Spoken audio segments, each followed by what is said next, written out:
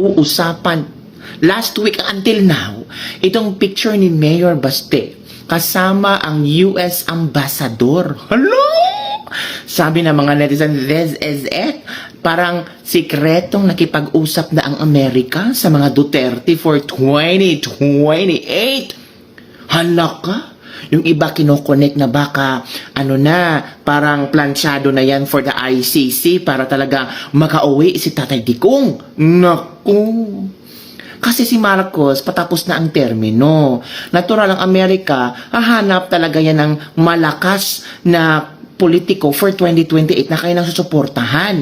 At posible nakikita nila si VP Sara, ang pamilyang Duterte. Sabi pa ng iba, kung makonvict si VP Sara sa impeachment, si Baste ang tatakbong presidente.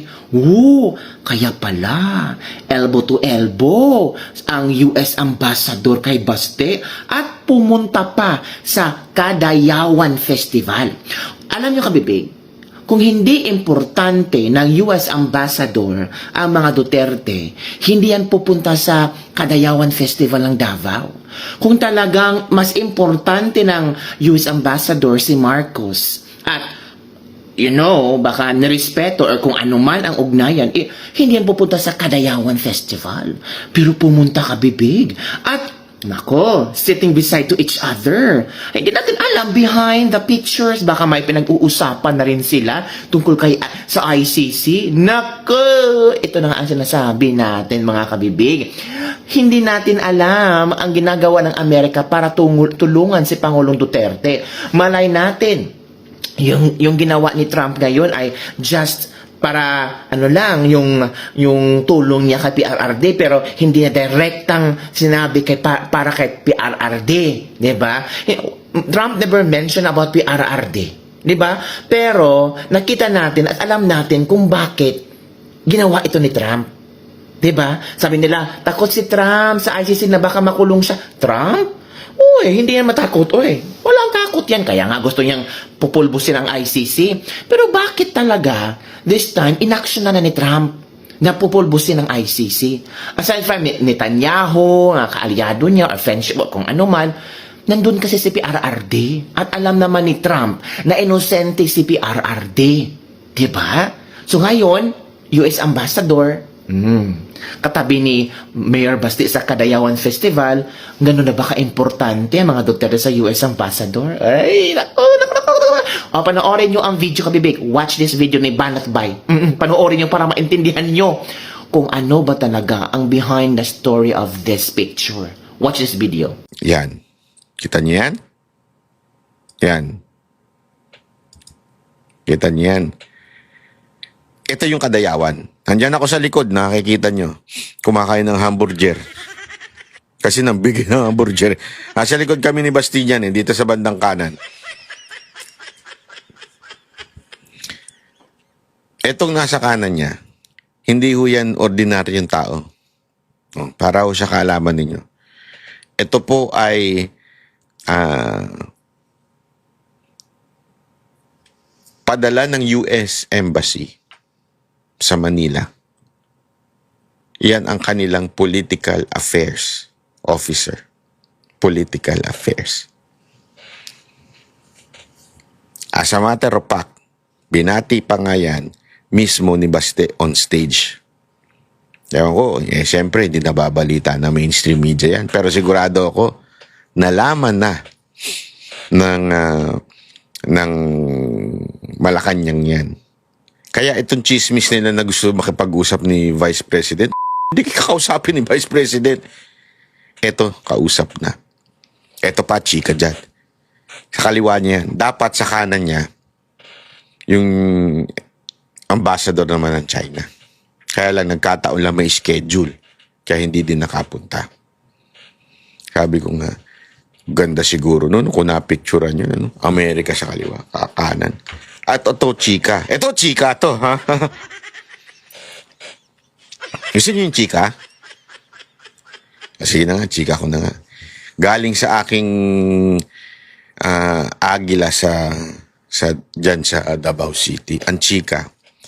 Matagal nang nangungulit yan Siyempre, hindi nila i-deny nila yan.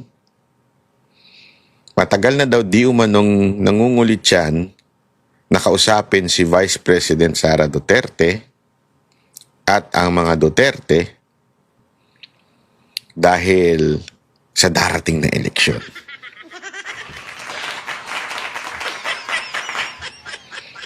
Kaya alam mo, alam ng Malacanang na it's finish. Sabi nga, finish na.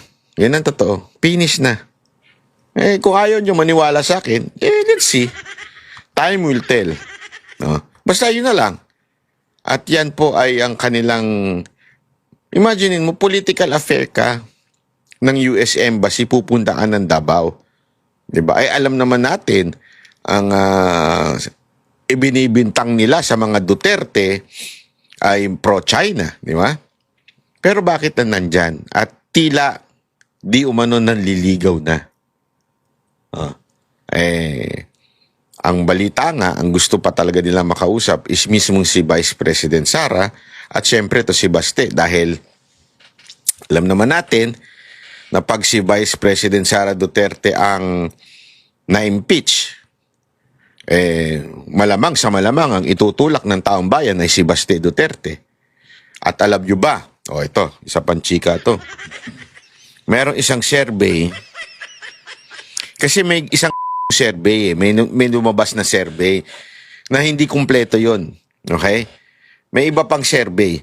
May lumabas na survey, inilagay Leni Robredo and si Raffy Tulfo head-on with VP Sara Duterte and Amy Marcos. Lumamang dito si Leni Robredo. Bakit? Kasi ayaw naman na ng tao kay Amy. Alam mo, ito yung dapat matanggap ng anyone.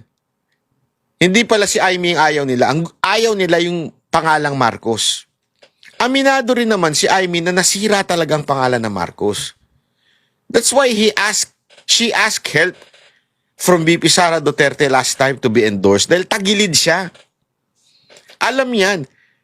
Yung isipin nyo head on, Leni Robredo, Raffy Tulfo, Sara Duterte, and Amy Marcos as vice. Lamang si Leni. Bakit? Dahil ganun katindi ang epekto ng Marcos. Kahit sinong itandem mo kay VP Sara Duterte, kay Marcos, ay babagsak. And don't worry, ladies and gentlemen, I don't think pipiliin ni VP Sara Duterte si Marcos as Vice President. I don't think so. Malayo sa malabo yan. Malayong-malayo na, malabong-malabo pa. Ganon. Pero ito, may isang lumabas na survey na hindi binalita.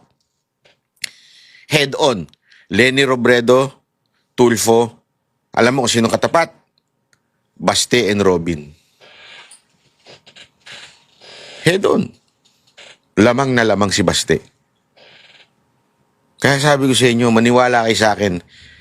Para sa akin maganda ang tandem Baste at saka Robin.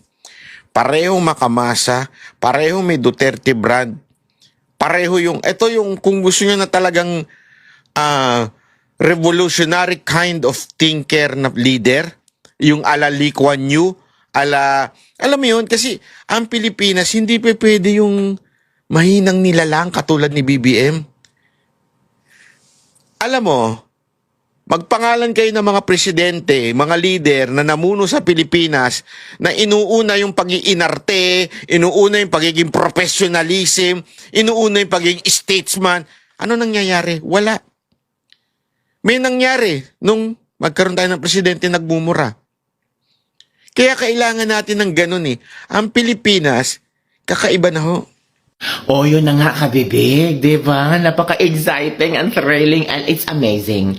Alam na mga netizen na something is going on, something is cooking, di ba? Sabi nga ng isang netizen, yung si VP Sara hindi mai-impeach kasi malakas ang koneksyon ni VP Sara. At sino kaya ang sinasabing malakas? Makang Amerika. Ito naman ang komento ng ating mga netizen. Relax ka dyan, Dayonor. Malapit na ang 2028 kaya kalma lang. Halaka. Akala nila pag napatalsik si VP Sara, wala nang papalit. Baste Robin sa 2028. Hala, Naku, iba na yan. Ito pa, US, di ba China kayo? Anyari sa script nyo? Hala, sabi ba ng mga Duterte pro-China sila? Sabi naman Duterte pro-Filipino sila. Kayo lang talaga ang nag-tag ng mga Duterte na pro-China. Pero yung mga ginagamit na phone nyo, ginagamit yung mga gagamitan, China-made. Kayo talaga. Hindi namin maintindihan yung mga pag-uutak ng mga kambing. At dahil dyan, walang pake. Magwawala naman si Claire Castro nito. Take note ha, hindi kinagat ni Claire Castro ang issue na ito. It meaning, threatened sila. Tandaan natin, ginamit ni si Inday Sara para manalo sila sa pagka-presidente. Sobrang pagod namin sa kampanya, sunog at kami sa init. Or Lenny and Bam, you would never know. Ay, hindi natin alam, din ba? Kalma lang. Magpapapulburon party na naman sila dahil stress na sila. Tapos, magpapress ko na naman ang attack dog nila si Auntie. May superpower at di uno yung tao. Dapat Baste at Marcoleta. Yan kabibig ha. Yun ang mga komento ng ating mga netizen. Pero grabe no. Parang nararamdaman ko na parang natural ang Amerika. Hindi naman forever yan susuporta sa Marcos. Naramdaman nyo ba ang support ng Amerika kay Marcos? Parang hindi natin ramdam, no, na merong suportang Amerika sa Marcos administration. Well, si Marcos at si Trump ay nagkausap, tapos proud na proud ang mga kakamping at uniping, pero after that, wala na. Pumunta ba si Trump sa Pilipinas? Pumunta ba? Yan na ang malaking tanong na. So yun nga, kabibig ang ating dislibak-libak for today. Merong bang niluluto ang Amerika para tulungan ang mga Duterte sa ICC at para tulungan si BP Sara sa impeachment niya? Hala! This is really more exciting kasi papalapit na ang 2028 at papalapit na ang 2027. Malapit na ang alam niyo na, submission of, yung tatakbo ba? Oo. Tapos ang mga politiko ngayon, nakikiramdam na. Nakikiramdam na sila kung sino bang tatakbo sa 2028 for presidency. Dapat dun sila. Pag malakas, dun talaga sila. Pag malakas ang hatak ng tao, dun talaga sila. Pero take note, alam na nabipisara kung sino ang mga plastic. Alam na nabipisara kung sino yung mga manggagamit. Kaya yung ibang politiko, ewan ko lang kung magagamit nyo pa ba ang Duterte sa pangangampanya nyo. Baka mahiya kayo. Kasi alam ng mga tao kung sino yung mga politikong sip-sip, sino yung mga politikong iniwan ang mga Duterte sa panahon na lugmok sila, at alam ng mga tao at alam ng mga Duterte kung sino yung mga pumirma sa impeachment. Sabi ng mga Duterte, hindi namin kayo kakalimutan. Uy, yes, kabibig, hindi kakalimutan ng mga Duterte yan. Si Pulong nga. Si Pulong, alam ni Pulong kung sino yung mga congressman, mga mayor na sip-sip sa Pangulo ngayon. Alam din ni Pulong kung sino yung mga congressman na pumirma sa impeachment. At na-appreciate ni Pulong yung mga congressman na hindi pumirma sa impeachment. So it means, alam na des. So yung mga congressman na pumirma sa impeachment ni BP Sara, huwag niyong gamitin ang pangalang Duterte ha sa mga pangangampanya nyo, lalo na sa Visayas Mindanao, mahiya naman kayo. Gagamitin nyo mga Duterte, tapos pumirma kayo sa impeachment. Alam na ng mga tao. Ayun na kabibig. Don't forget to like, subscribe, and share this video para sa mga latest trending news nating pag-usap-usapan. Grabe. And I feel so happy na makita itong picture na ito. Bakit? It means na hindi sinasara ng Amerika ang oportunidad para sa mga Duterte. Hindi sinasara ng Amerika na pwede nilang tulungan ang mga Duterte sa panahon na lugmok sila. Diba? At hindi sinasara ng Amerika na posibleng maging alyansa sila sa 2028 election. Ay, parang kinakabahan na ang kalaban. Pero sabi ng iba, ang maging manok daw ni BBM ay si Lenny. Huy, ano ba naman yan? Grabe. Noong 2021, 2022, magkagalit ang Marcos at Robredo. Pero sa 2028, magkabati. Ano to? Kain suka? Kain suka. Ew, kakamping. Ganun na ba nagkakayo? Ano ba naman yan? Ang baho. Dirty.